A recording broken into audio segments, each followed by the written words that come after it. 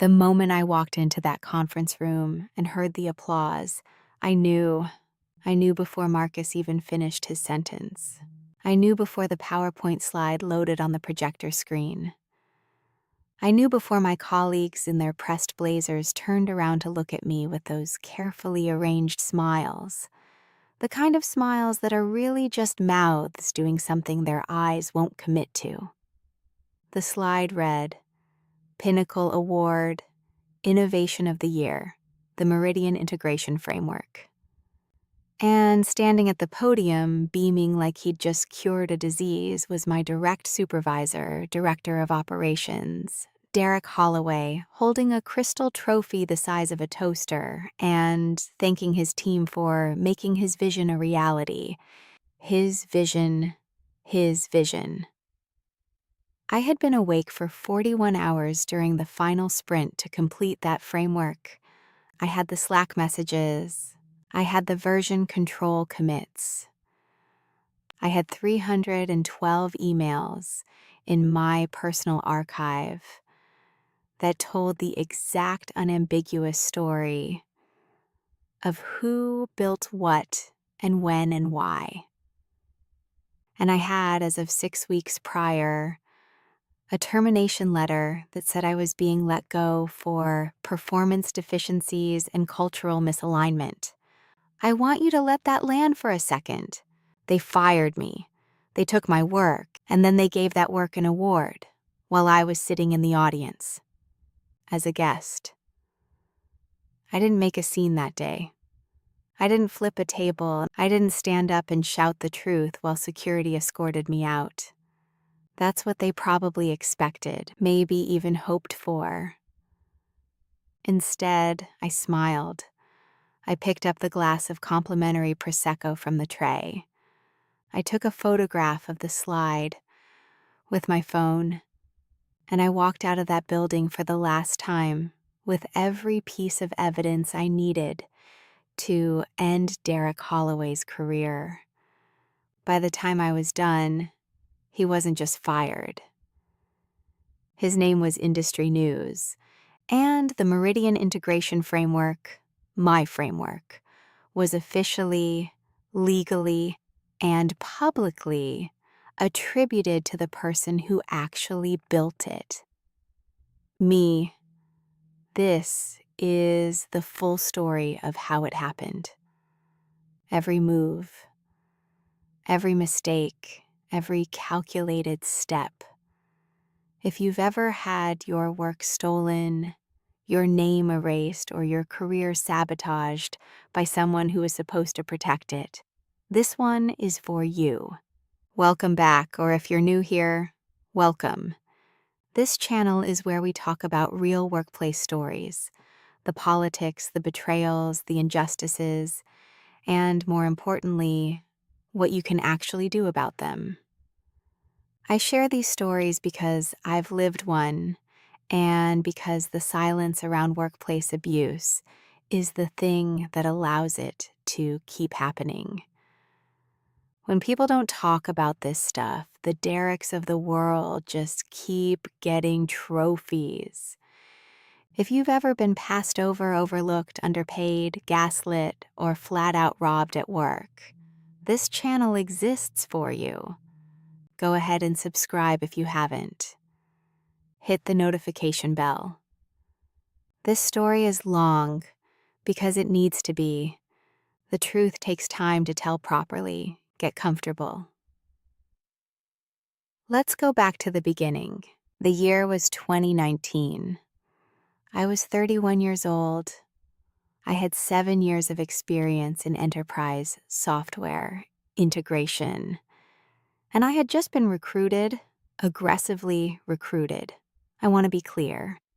By a mid-sized logistics technology company called Vantage Systems. Vantage wasn't a household name, but in the logistics tech space, they were respected.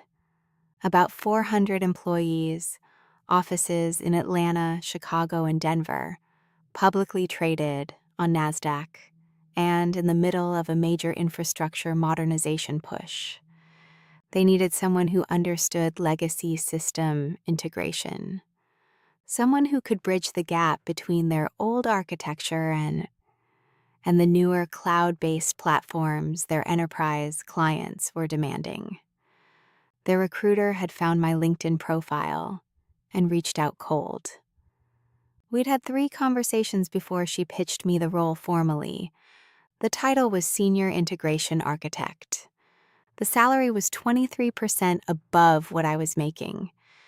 The benefits were excellent. And the stated mission was genuinely interesting to me. I said yes. Of course I said yes. My first day was a Monday in late February. I wore a dark blazer over a blue shirt, brought a leather notebook, and showed up 15 minutes early. Classic first day energy. The office manager gave me my badge, walked me to my desk, and told me my team lead would be over shortly to get me oriented. That team lead was Derek Holloway. Derek was 44, tall, with the kind of salt and pepper hair that reads as distinguished in corporate America. He had the handshake of someone who'd practiced his handshake. He smiled with his whole face, and he said things like, "We're a family here," and "I don't believe in silos," and "Your success is my success." He took me to lunch my first week. He asked about my background in genuine-seeming detail. He nodded at the right moments. He laughed at my jokes. He told me he'd been pushing for months to hire someone with exactly my skill set, because he knew this infrastructure project was going to require serious technical depth. And he was, in his words, more of a big-picture strategy guy. That last part, I would later understand, was the most honest thing Derek Holloway ever said to me. My team was small but solid. There were 6 of us reporting to Derek, myself, a systems analyst named Priya, 2 mid-level integration developers named James and Cole, a QA engineer named Tamara, and a project coordinator named Beth. Within my first month, the hierarchy was clear. Priya was the most tenured person on the team. She'd been at Vantage for 6 years. She was sharp, meticulous, and quietly exhausted.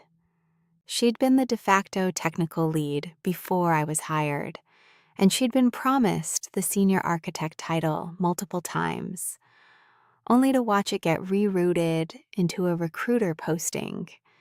James and Cole were good developers, solid.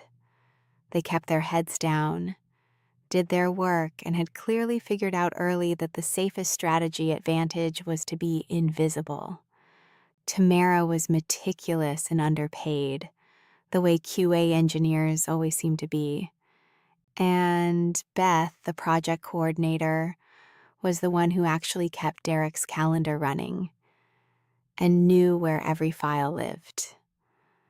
Within 90 days, I understood the dynamics completely. Derek managed up brilliantly and managed down terribly.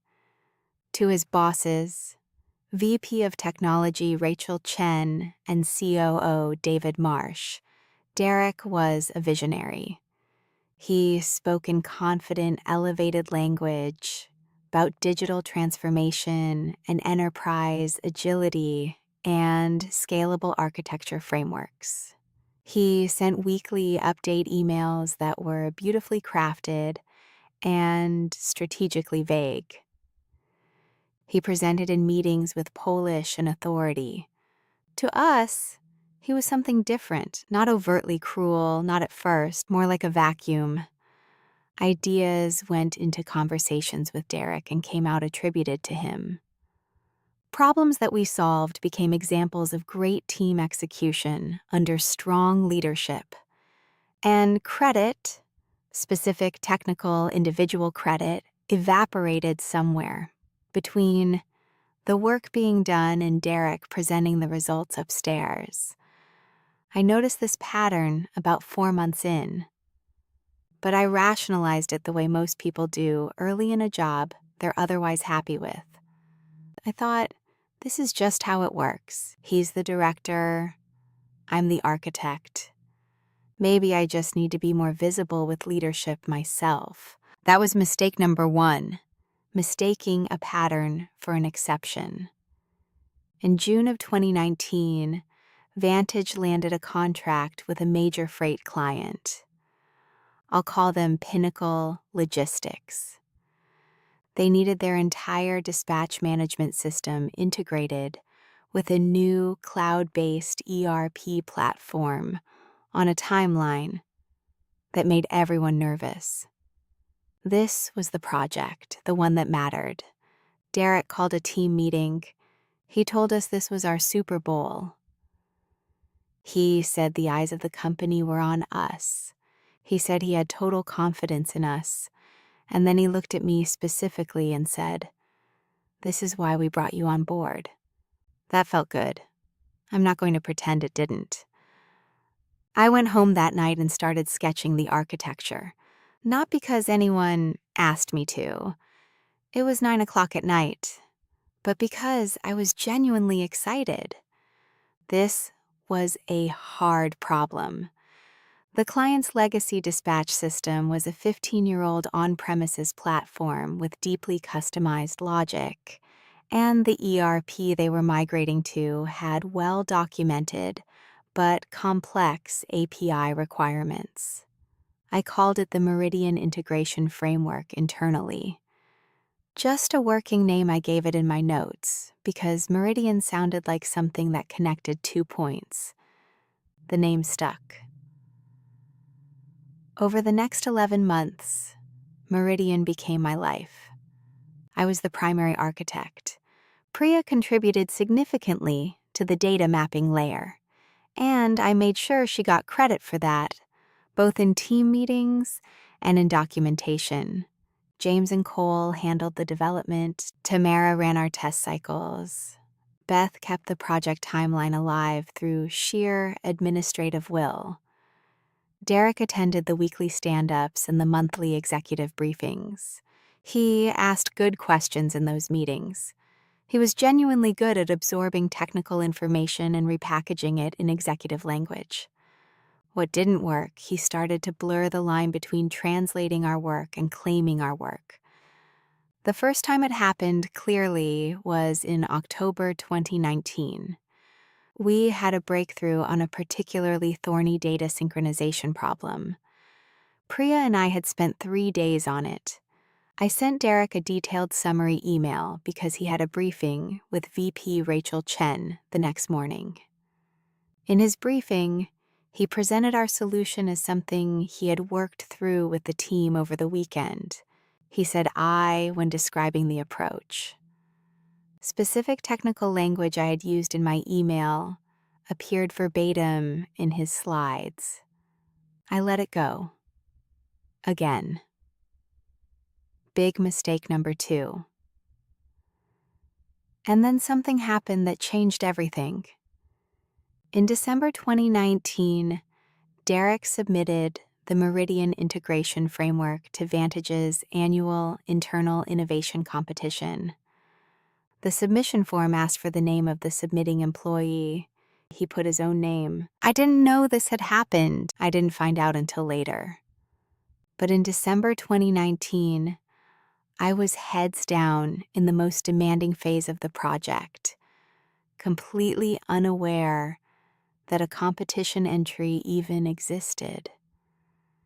January and February of 2020 were brutal.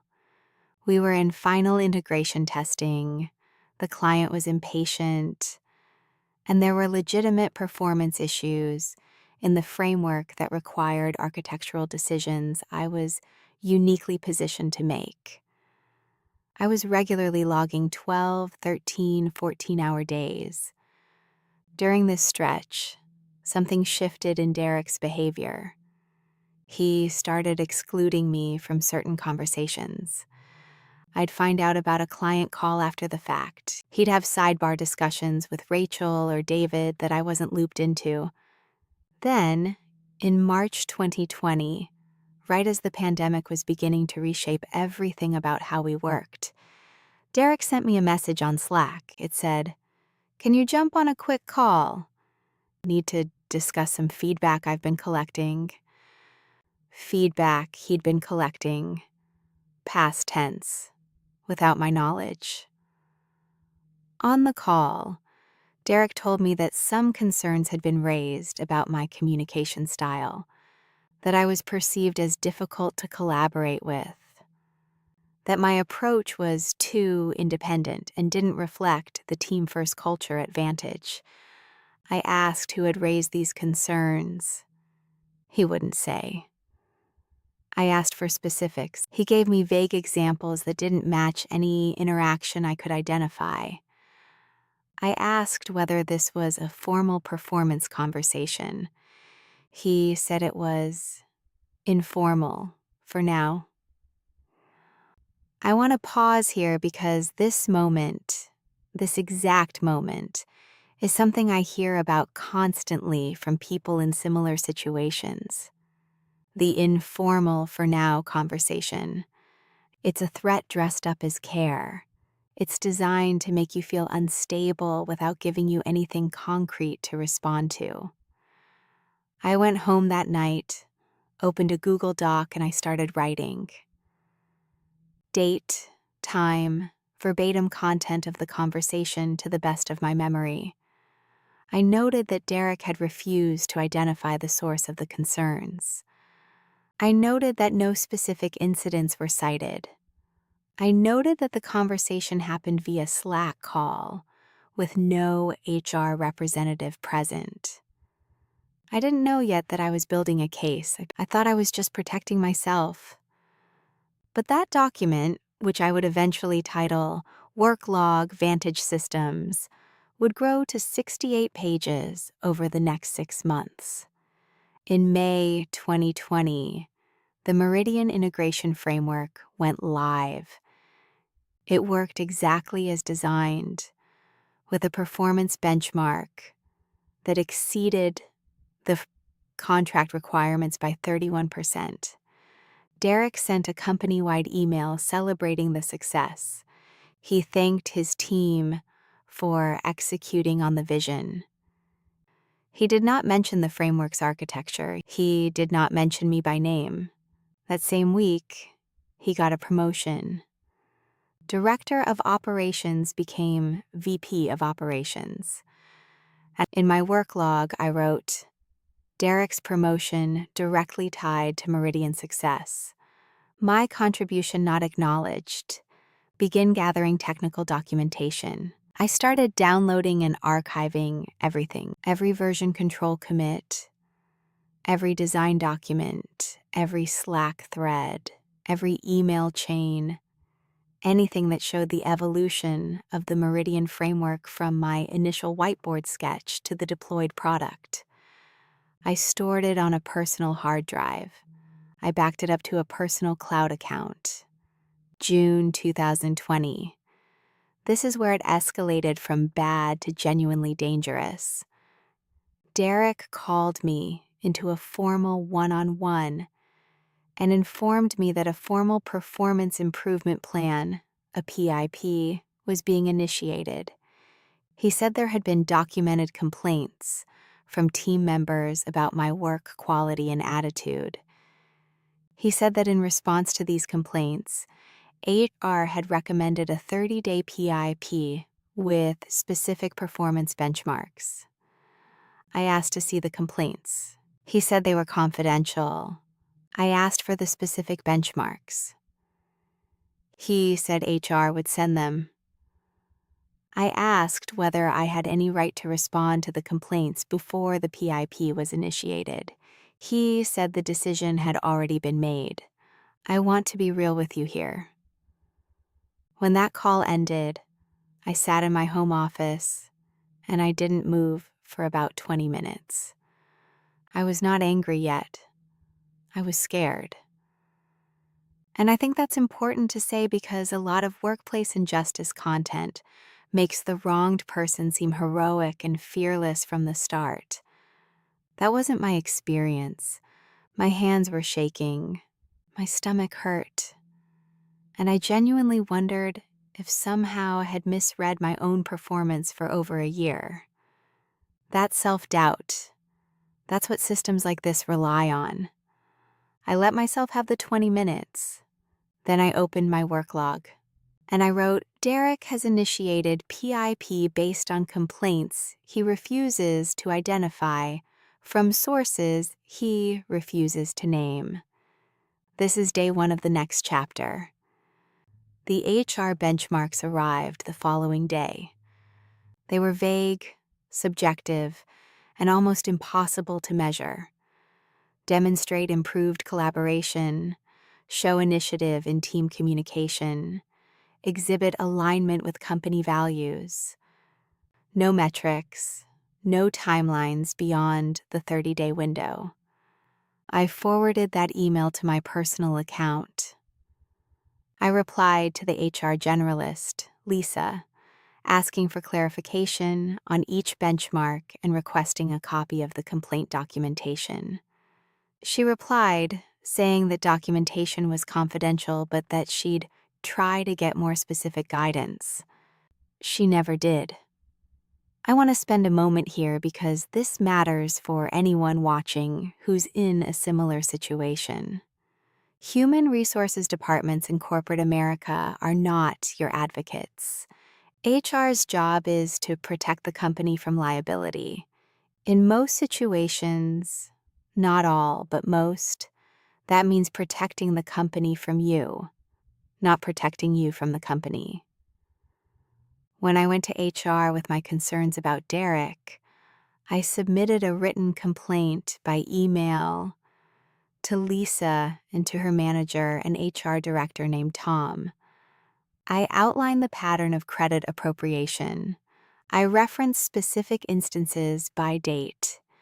I noted the PIP process and my concerns about its basis. Tom's response was that performance matters are separate from interpersonal concerns, and that he encouraged me to use the open door policy to address communication issues with my manager directly. The open door policy. With the manager I'd just filed a complaint about, Lisa did reach out once more to schedule a culture conversation, which turned out to be a 30-minute call where she essentially coached me on how to get along better with Derek. She told me, verbatim, that perception is reality in the workplace and managing up is a skill. I thanked her. I ended the call. I wrote down every word she'd said. And then I started researching employment law. September 2020. I had been at Vantage for 19 months. I had completed the most significant technical project in the company's recent history. I had a PIP with subjective benchmarks, and I had a manager who was clearly building a case to remove me. I had a decision to make. Option 1, keep my head down, hope Derek got bored, and try to outlast the situation. Option 2, quit, walk away, protect my mental health, and find something better. Option 3, fight. Not the hot-tempered, burning bridges kind of fight. The cold, strategic, evidence-based kind. The kind where you let the other person make every move they're going to make while you quietly make yours. I chose option 3. Here's what I did first. I hired an employment attorney. If you take nothing else from this video, take this. And if you believe you are being systematically wronged at work, you need legal advice before you do anything else. Not advice from your friends, not advice from Reddit. An actual licensed employment attorney in your state who can tell you what your rights are, what your options are, and what evidence matters. My attorney, I'll call her Sandra, was a 40-something employment law specialist with 20 years of experience and the calm, precise energy of someone who has heard every version of every workplace horror story and still manages to be genuinely appalled by them. And our first call was 90 minutes. She asked me questions I hadn't thought to ask myself. She wasn't interested in how I felt about what was happening. She was interested in what I could prove. Sandra helped me understand something critical. There are two separate potential legal issues in my situation, and I needed to track them separately. Issue 1, credit appropriation and potential intellectual property claims. Issue 2, wrongful termination. She was cautious about the IP angle because most employment contracts include work-for-hire provisions that assign intellectual property created during employment to the company. She reviewed my employment contract and confirmed that Vantage owned the framework as a work product. But, and this was important, that didn't mean they could legally erase or misrepresent its authorship without consequences, particularly in an environment where those misrepresentations had material professional impact on me. What they can't do, Sandra told me, is use false documentation to damage your professional standing, and they can't fire you for protected activity. We identified that my HR complaint, my written complaint about Derek's pattern of credit appropriation, was potentially protected activity.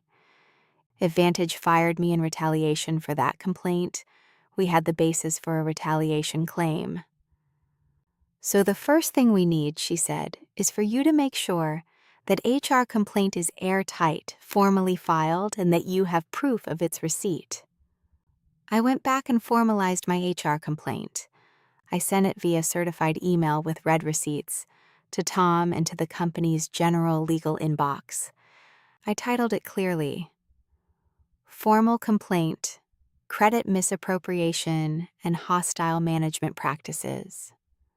I included dates, specific incidents, documented email exchanges, and a request for formal investigation. Then I kept working, and I kept documenting.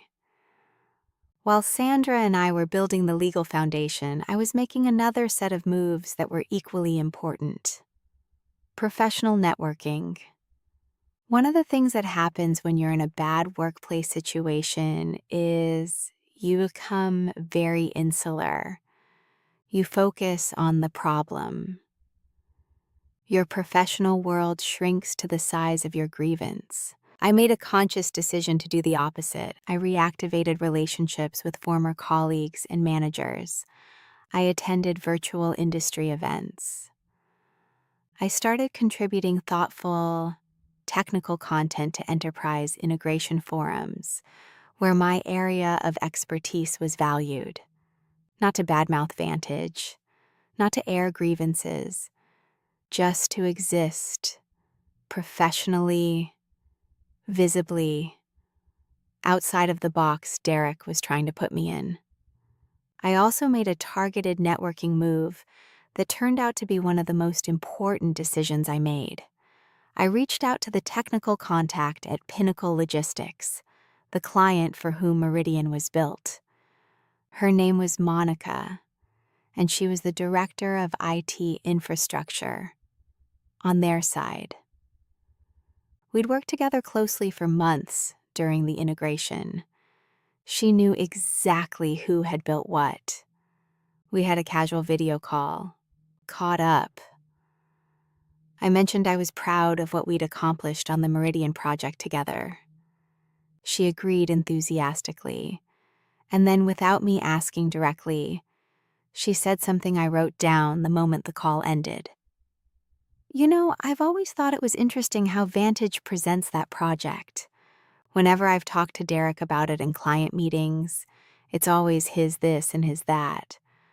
But you and I both know who was on those calls at midnight, making it work. I said, Monica, would you be willing to put something in writing about your experience working with me on that project, a professional commendation letter? She said yes. That letter, which she sent me 3 weeks later on Pinnacle Company letterhead, clearly described my role as the lead architect of the Meridian Integration Framework, And it was detailed, it was specific, it was dated, and it was signed. I sent a copy to Sandra, and then something happened that changed everything. October 15th, 2020. I was fired. The call lasted 9 minutes. Derek was on the line. Tom from HR was on the line. They told me my employment was being terminated due to sustained performance deficiencies and documented concerns about cultural alignment. They told me I would receive a severance offer in my email within 24 hours, and that by accepting severance, I would be required to sign a general release of claims against Vantage Systems. I said very little. I asked whether my formal HR complaint had been investigated. Tom said the investigation had been completed and that the outcome was confidential. I said, I see, I'll review the severance offer with my attorney. There was a pause, a long one. Derek said, That's certainly your right. And then the call ended. I texted Sandra. It happened. They fired me. Call me when you can. She called within the hour. Her voice was completely calm. She said, Good. Now the clock starts. Here is the twist. The one that even Sandra didn't fully anticipate when we were building our strategy. During the weeks between my formal complaint and my termination, I had been quietly cross-referencing something in my records.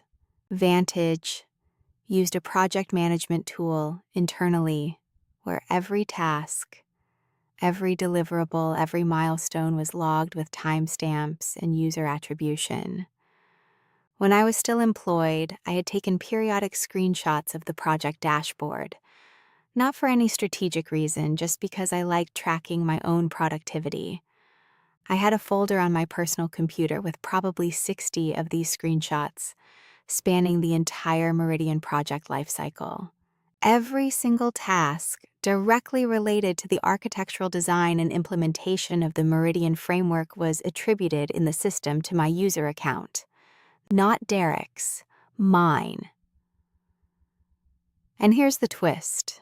When I looked at the innovation competition submission, which Beth had quietly described to me after she'd heard I was fired, Derek had plagiarized my own documentation to describe the framework he was claiming he had created. Specific technical language, entire paragraphs, copied from design documents I had written and submitted to the project repository under my user account. They had been thorough about the presentations. They had been thorough about the credit in executive meetings. They had completely forgotten about the digital paper trail in a platform that logged everything automatically. Sandra's exact words when I showed her the screenshots. Oh, this is much better than I expected. Now let me tell you about the moment I almost lost. The severance offer arrived. It was 1 month's pay, and the release of claims was written extremely broadly. It would have waived not just employment claims, but anything related to the work product, intellectual property, or professional contributions associated with my employment at Vantage Systems. If I had been desperate, if I'd been scared enough, if I hadn't had legal representation, I might have signed that. A lot of people do. A lot of people need the money and sign documents they don't understand and walk away from legitimate legal claims because no one told them what they were giving up. I didn't sign. Sandra sent a counter proposal. She asked for enhanced severance, a neutral reference letter, and the removal of the work product language from the release. She also noted that we were preserving all rights related to professional misattribution and retaliation claims. Vantage's legal team went quiet for 2 weeks. During those 2 weeks, I filed an EEOC charge, The EIOC process is slow, and the outcomes are uncertain, but it establishes your claim formally and forces the company to respond through official channels. And I had a conversation with Priya. Priya and I had stayed in loose touch after my firing.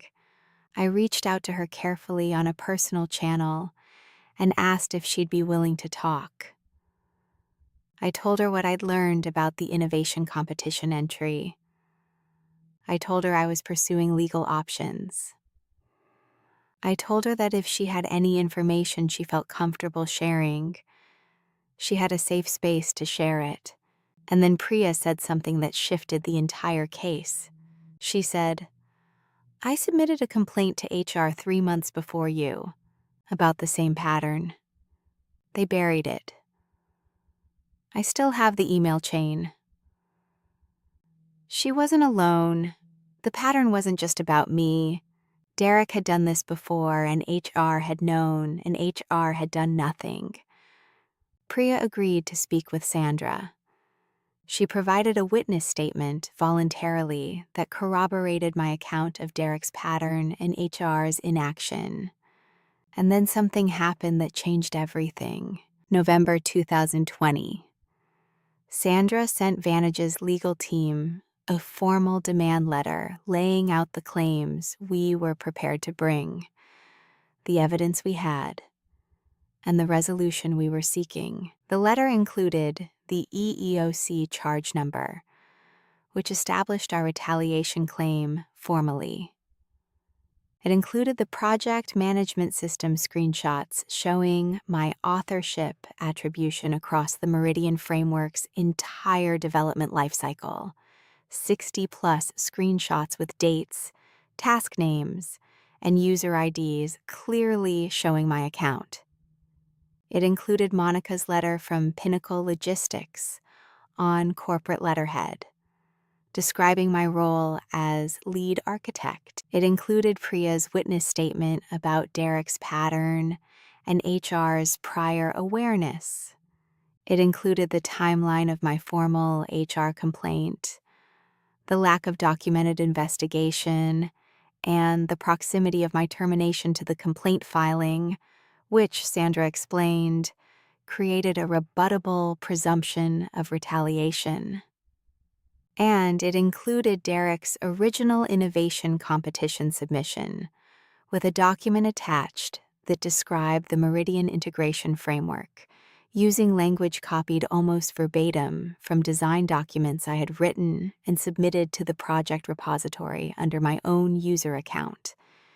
He had plagiarized my own documentation to describe a framework he was claiming he had created. Sandra's demand letter landed at Vantage's legal team on a Wednesday morning. By Thursday afternoon, they had requested a settlement conference. Vantage Systems settled. The settlement terms are confidential, as most are, but I can tell you this. As part of the resolution, Vantage was required to update their internal and public documentation of the Meridian integration framework to accurately reflect authorship. The Innovation Award record was corrected internally. Any client-facing materials describing the framework now included accurate attribution. And Derek Holloway. What happened to Derek wasn't something we engineered directly. We didn't demand his termination as part of the settlement. But here's what happened as a consequence of the investigation Vantage conducted in response to our legal pressure. They found Priya's original complaint, the one from 3 months before mine, that HR had buried. They found evidence of Derek having submitted documentation to the innovation competition under false authorship. They found a pattern, once they were legally compelled to actually look. Derek was placed on administrative leave in December 2020. He was terminated in February 2021. Now, here's the twist that you've been waiting for. Remember, I mentioned that the Pinnacle Award ceremony, the one I walked into as a guest and watched Derek collect his trophy, happened in March 2021 after my settlement had already been finalized. I knew the ceremony was coming, and I want you to understand something. I was not there by accident. I was not there because a colleague innocently forwarded me an invite. I was there because I wanted to see it. One last time. I wanted to sit in that room and feel the full weight of what had happened and what was about to happen, and know that the truth was already written in documents with legal force that no trophy could overwrite. I took that photograph of the slide, and I walked out. 2 weeks later, Derek Holloway was fired. Here's what happened after. I spent January and February of 2021 genuinely resting. I gave myself permission to do that, which, if you've been in a toxic work environment, you know is harder than it sounds. The hypervigilance doesn't switch off immediately. You wake up in the middle of the night reaching for your phone to check email from a company that no longer employs you. And it takes time for your nervous system to understand that you're safe. In March, I started a consulting engagement. One of the contacts I'd built during my networking period had a project that needed exactly my skill set. It reminded me that I was actually very good at my job, which I had genuinely started to doubt. In June 2021, I was approached by a company for a VP of integration engineering role. The recruiter had seen my profile and my contributions to the integration forum. She had also, she told me later, heard my name from Monica at Pinnacle Logistics, who had apparently been recommending me to every logistics tech contact she had.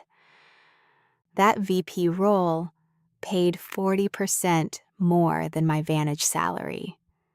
It came with equity. It came with a team I actually wanted to build. I took it. I don't think about Derek Holloway very often anymore. He is not a figure of menace in my mental landscape. He's just a lesson. A very expensive, very clarifying lesson about what happens when you don't trust your own perception, when you don't document, when you mistake a predator's friendliness for friendship. Priya left Vantage about 8 months after I did. She's now a technical director at a company that actually deserves her. We stayed in touch. We're friends. And the Meridian Integration Framework, my framework, is still running. Still processing freight data for Pinnacle Logistics. Still working exactly as designed. It doesn't have my name on a trophy somewhere, but it has my name in the documentation now, and in the legal record, and in Monica's letter, and in the project management system logs, and in the work itself. That's enough, more than enough.